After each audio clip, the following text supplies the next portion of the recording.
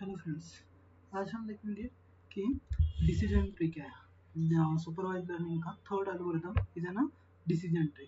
Decision tree is N most important, क्योंकि हर जगह हम डिसीजन ट्री यूज करते हैं। जैसे कि हमने लॉजिस्टिक रिग्रेशन यूज किया, लॉजिस्टिक रिग्रेशंस में ट्रू और फॉल्स आउटपुट आता है। उसी तरीके से डिसीजन ट्री भी वर्क करता है। Decision tree is an popular and powerful tool used in various field such as the machine learning है, आपका डेटा माइनिंग से, स्टैटिस्टिक्स मेथड्स है।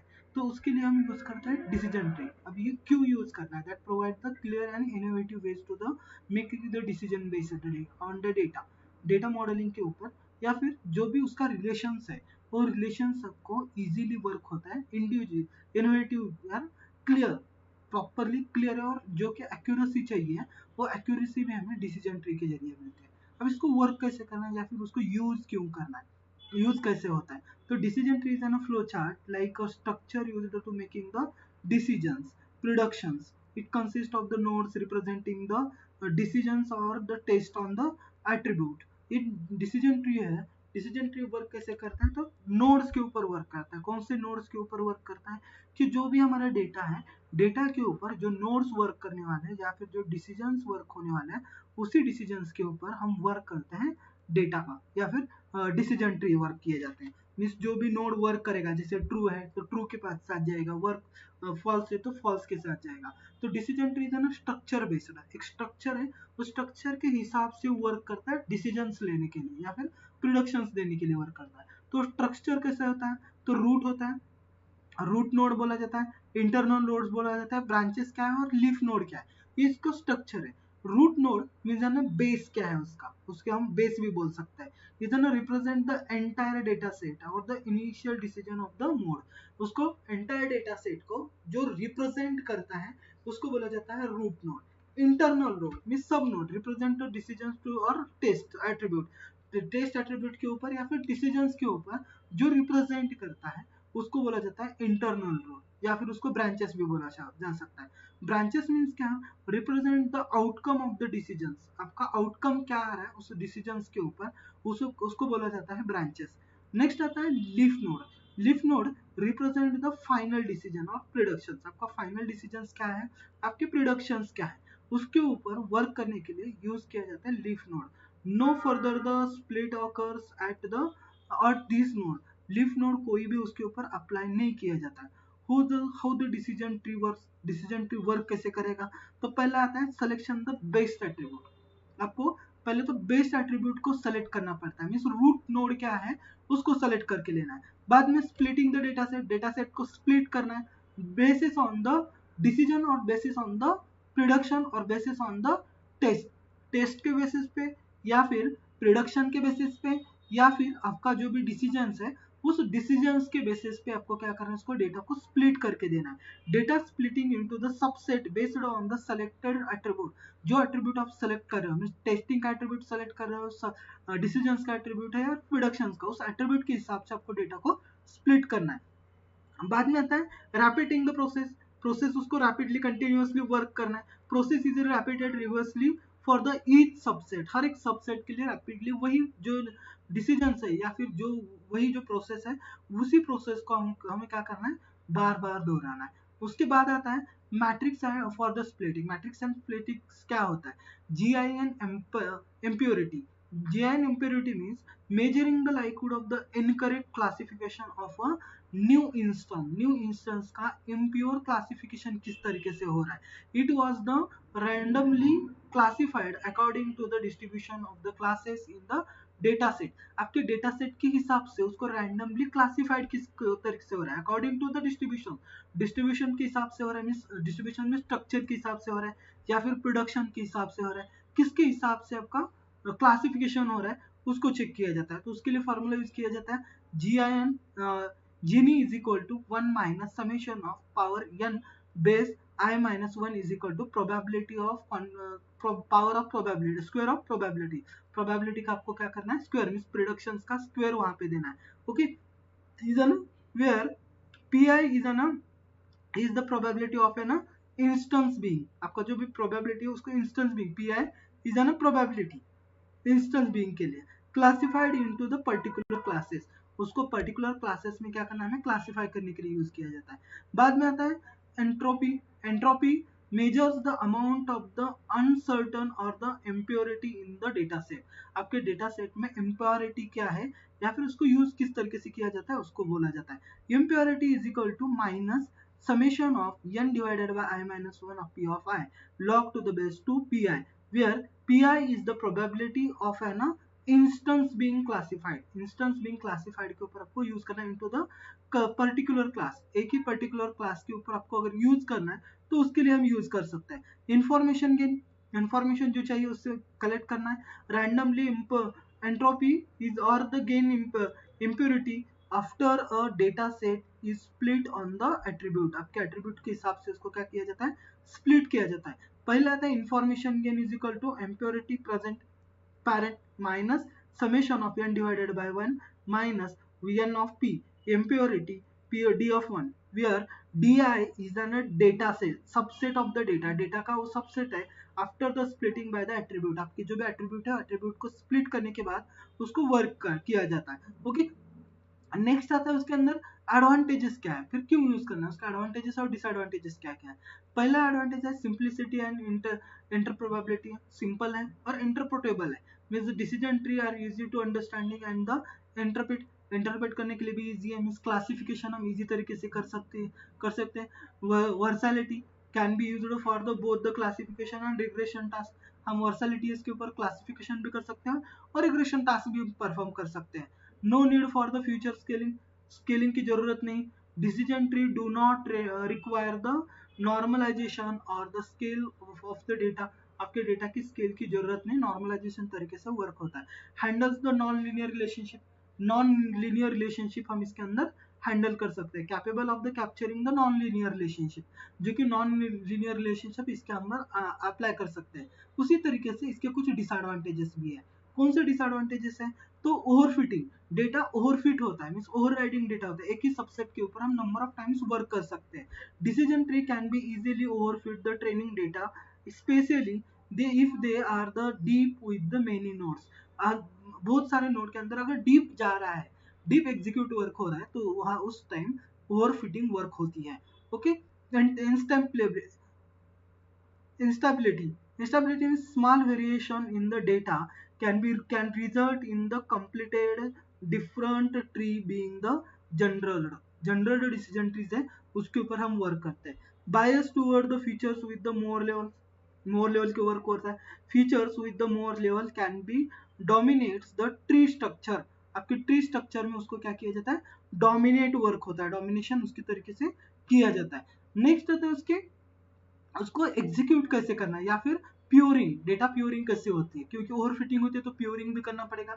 टू ओवरकम द ओवरफिटिंग और pruning technique is used to pruning the reduce the size of the tree, the remove the nodes.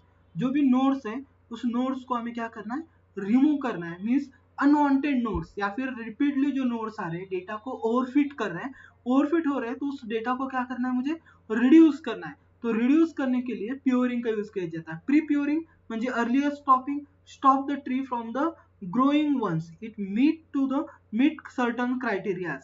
अगर हमें क्या करना है, अर्लियर करना है, मीन्स जब हम वर्क कर रहे हैं उसी टाइम, मीन्स जब हम रन कर रहे हैं प्रोग्राम, ट्री एग्जीक्यूट कर रहे हैं उसी टाइम मुझे क्या करना है, उसके जो भी ओवरफिटिंग हो रही है उसको क्लियर करना है। मैक्सिमाइज डेप्थ है, minimise number of the samples है, पर लेफ क्या है उसके हिसाब से चेंज करना है।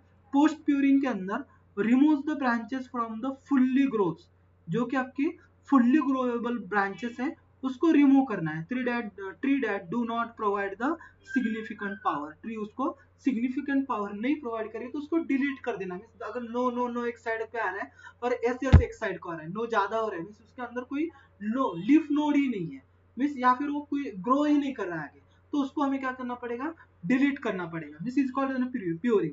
तो एप्लीकेशन कौन सी यूज करते हैं, बिजनेस डिसीजन मेकिंग है आपका, हेल्थ केयर है, फाइनेंस सेक्टर है, मार्केटिंग सेक्टर्स है, तो इज ना application of the decision tree. तो डिसीजन ट्री के आपके एप्लीकेशन है। आपको अभी इसी को प्रोग्राम के जरिए किस तरीके से यूज करते हैं वो देखते हैं। तो उसके लिए जो नेसेसरी लाइब्रेरीज है वो लाइब्रेरीज हमने इसके अंदर इंस्टॉल कर दी। अभी मैं एक लाइव प्रोग्राम लेता हूँ, लाइव प्रॉब्लम सॉल्व करते हैं। उसके अंदर एक क्रिकेट का डेटा सेट है हमारा, उस डेटा सेट को मुझे क्या करना है, फाइंड आउट करना है। मीन्स प्लेयर का जो भी सिलेक्शन है वो सिलेक्शन उसका उसके ऊपर हो रहा है या नहीं हो रहा है, वो हमें इसके ऊपर क्या करना है, फाइंड आउट करना है। तो उसके लिए नेसेसरी लाइब्रेरीज दी है मैंने।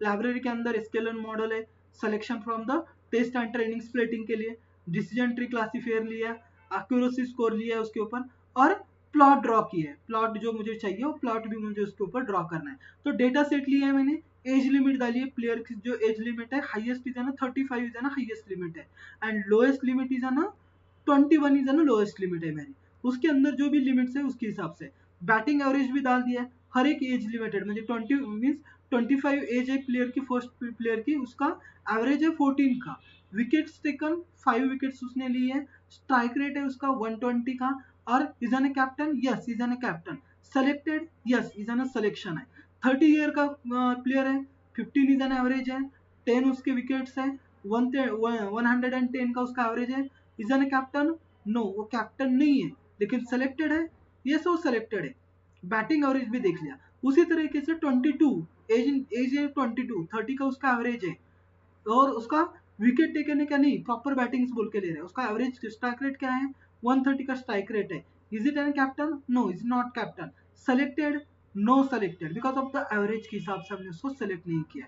तो इसके हिसाब से मुझे क्या करना है, उसका जो भी एल्गोरिदम्स है या फिर जो भी आउटपुट है वो आउटपुट मुझे इसके ऊपर चाहिए। तो मैंने डेटा सेट दे दिया, डेटा सेट के ऊपर मैंने क्या कर दिया, create the data frame create कर दी।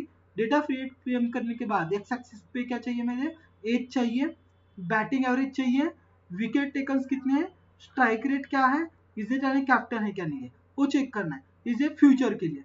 वाई एक्सिस की डेटा फ्रेम हमने क्रिएट की सेलेक्टेड और not selected, means target, means ये जो है हमारे फीचर्स है, means is an independent variables, and Y is an dependent variable, means an target, उसके ऊपर टारगेट है, टारगेट एक ही है, प्लेयर्स हम उसके ऊपर अनाउंस कर रहे हैं तो सेलेक्टेड है क्या नॉट सेलेक्टेड है, सेलेक्टेड है तो यस है, नहीं सेलेक्टेड है तो नो है, उसके हिसाब से वर्क कर दिया, स्प्लिटिंग डेटा कर दिया, ट्रेनिंग करने के बाद यस और नो के अंदर। उसके बाद ट्रेन करते समय उसकी साइज जो है वो साइज दे दी हमने 0.3 की, रैंडम स्टेट है उसकी 42 रैंडम स्टेट वर्क करना है, create the decision tree classifier, true और फॉल्स के लिए decision tree classifier function work use किया, ट्रेन द क्लासीफायर को हमने ट्रेन कर दिया, प्रिडिक्शंस लगा दिए, कैलकुलेट द एक्यूरेसी कैलकुलेशन कर दी, और उसको प्लॉट से हमने उसको ड्रॉ किया। ड्रॉ करने के बाद ये हमारा आउटपुट जो है आउटपुट यहाँ पे जनरेट हो रहा है। आउटपुट के अंदर देख लो, strike rate is less than और इक्वल टू 127.5, जिसका एवरेज लेस देन 127 है उसको जीएनएन जनरेशन क्या हो रहा है उसका 0.4, सैंपल्स कितने प्लेयर आ रहे हैं उसके अंदर जो कि लेस देन और इक्वल टू 127 है, ऐसा 7 प्लेयर है हमारे पास, वैल्यूज क्या है 2 और 5, क्लास सेलेक्टेड है। उसके बाद 0 means 5 players are not selected, means 5 player not selected, 2 players only sorry 5 players are the selected, and उनमें से 2 प्लेयर जो है सेलेक्ट नहीं हुए है कि उनका जो प्रोसेस है उसके अंदर वर्क नहीं हो रहा, तो इज ना डिसीजन ट्री। तो उसका एक्यूरेसी लेवल क्या आ गई 100% इज एन एक्यूरेसी, उसका आउटपुट एक्यूरेसी क्या है आपकी 100% एक्यूरेसी है उसका, जिसका स्ट्राइक रेट 127.5 से लेस है।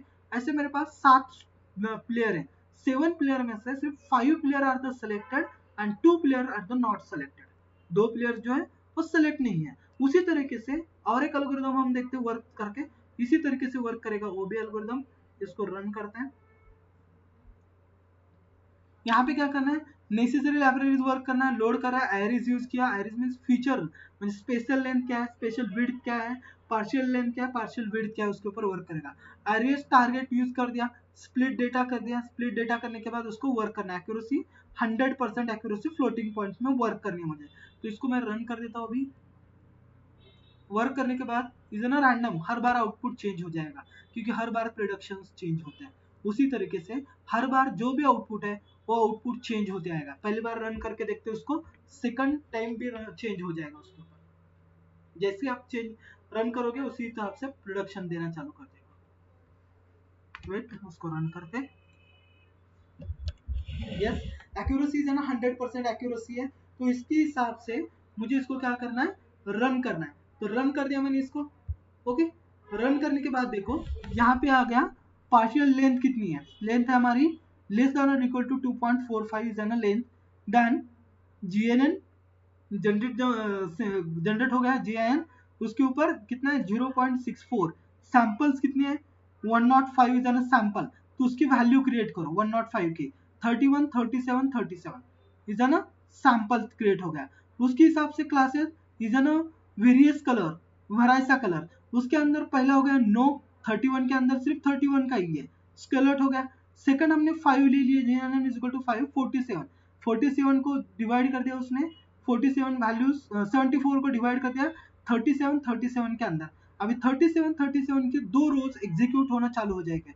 41 इज एन वर्क पहला हो गया, दूसरा 33 का हो गया। ओके, उसके ऊपर भी डिसीजन आउटपुट आ गया, इसके ऊपर भी डिसीजन आउटपुट आ गया। फाइनल आउटपुट क्या हमारा 2 is an various colour and 1 is an वेरिजाना। उसी तरीके से यहाँ पे 1 इज एन वेरियस कलर यानी वेरिजाना। इस तरीके से हम उसको वर्क करते हैं। सेलेक्टेड है नॉट सेलेक्टेड, ये अलग अलग रिदम है, वो अलग अलग रिदम है। इसका आउटपुट हम इस तरीके से वर्क करते हैं। अगर दूसरे टाइम में नहीं रन करते हैं तो सेम आउटपुट दूसरी तरीके से भी हमारा आउटपुट आता है। ऐसे तरीके से वो नंबर ऑफ एल्गोरिदम्स है इसके, जो हम डिसीजन ट्री के ऊपर वर्क कर सकते हैं या फिर उसको सेलेक्ट करके ले सकते हैं। Next lecture